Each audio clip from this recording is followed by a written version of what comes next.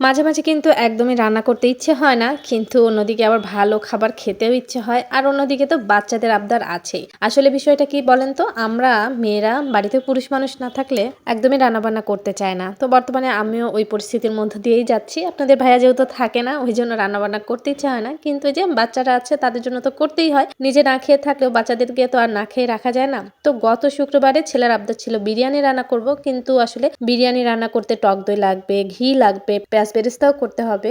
আসলে টক দই, ঘি এগুলো আনতে বাহিরেও যেতে ইচ্ছে হচ্ছিল না। তারপরে হঠাৎ মনে পড়ল, আচ্ছা তেহেরি রান্না করতে তো টক দই বা ঘি কোনো কিছুই লাগবে না।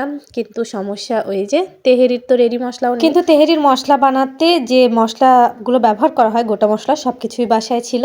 তো সবকিছু এই তো হালকা করে টেলে নিয়ে ব্লেন্ডার করলে কিন্তু তেহেরির মশলা রেডি হয়ে যায়। তো আপনারা কিন্তু দেখেছেন আমি কি কি মশলা নিয়েছি। তারপর একটু বলে দিই, দারচিনি, এলাচ, লবঙ্গ, গোলমরিচ, কালো এলাচ, তেজপাতা, শুকনো মরিচ, জয়ফল, জয়ত্রী। তো সবকিছু টেলে ব্লেন্ডার করে নিয়েছি। তারপরে এই তো প্রেসার কুকারে আমি সরষের তেলে একটু বেশি করে পেঁয়াজ হালকা করে ভেজে নিয়েছি। তারপরে আদা বাটা, রসুন বাটা, কিছুটা পেঁয়াজ বাটা দিয়েছি, লবণ আর দিয়ে দিলাম গুঁড়ো মরিচ দিয়ে এখন মশলাটা কিছুক্ষণ কষিয়ে নেব ভালো করে। তারপরে এই তো দিয়ে দিলাম মাংস।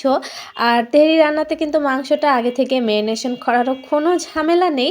তেহরি রান্না করতে গিয়ে এই ব্যাপারটা ভীষণভাবে লক্ষ্য করলাম যে অন্যান্য বিরিয়ানির থেকে তেহরি রান্না করাটাই অনেক বেশি সহজ। তো এই তো গুঁড়া করা যে তেহরি মশলাটা আমি রেডি করেছিলাম সেটা দিয়ে এখন মাংসটা খুব ভালো করে কষিয়ে নেব।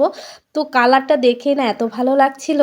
মাংস ভালো করে কষানোর পরে এখানে আমি গরম পানি দিয়ে দিলাম পরিমাণ মতো, যেন মাংসটা সেদ্ধও হয়ে যায় আর সাথে অল্প পরিমাণ কিছুটা গ্রেভিও থাকে। তো তারপর প্রেসার কুকারের ঢাকনাটা লাগিয়ে ৫ থেকে ৬টা সিটি তুলে নিয়েছি। ব্যাস এই তো কত সুন্দর একটা কালার এসেছে, দেখাই যাচ্ছে। মানে শুধু মাংসই কিন্তু খেতে ইচ্ছে হচ্ছিল কালার দেখে। তো মাংসগুলো কিন্তু আমি উঠিয়ে নিয়ে আমি ওই ঝোলের মধ্যে চাল ভেজে নিয়ে একটা প্যানে নামিয়ে নিলাম। তারপরে এই তো ভালো করে চালগুলো ভেজে পরিমাণ মতো পানি, লবণ স্বাদ মতো আর বেশ কয়েকটা কাঁচা মরিচ মুখের কাছে সামান্য চিড়ে দিয়েছি, যেন ফ্লেভারটা বিরিয়ানির সঙ্গে পাওয়া যায় আর অন্যদিক থেকে ঝালটাও হয় না, কারণ বাচ্চারা খাবে, ঝালটা তো একটু কমই রাখতে হবে। তারপরে ঢাকনা দিয়ে এই তো প্রায় হয়ে গেছে, হালকা ভেজা ভেজা আছে, সেই পর্যায়ে কিন্তু আমি মাংসগুলো দিয়ে দিলাম। আর বিশ্বাস করে না, এই পর্যায়ে যে এত সুন্দর একটা ফ্লেভার আসছিল, মানে আমি এ যাবৎ পর্যন্ত যতবার তেহেরি রান্না করেছি রেডি মশলা দিয়ে করেছি, কিন্তু সব থেকে পারফেক্ট এবং অনেক বেশি মজা হয়েছিল কিন্তু গত শুক্রবারের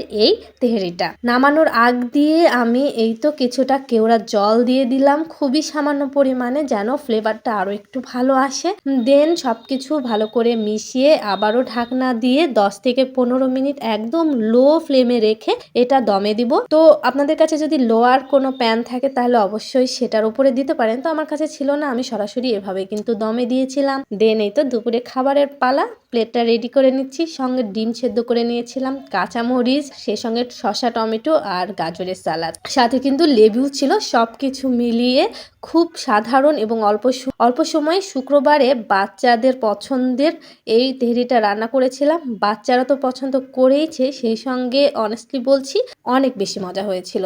তো এই রেসিপি ফলো করে কিন্তু আপনারাও বানিয়ে ফেলতে পারেন খুব সহজে, মজাদার একদম পুরান ঢাকার স্টাইলের তেহেরি। আর খেতে খেতে আপনাদের কাছ থেকেও বিদায় নিয়ে নিচ্ছি। সবাই ভালো থাকবেন, সুস্থ থাকবেন, আল্লাহ হাফেজ।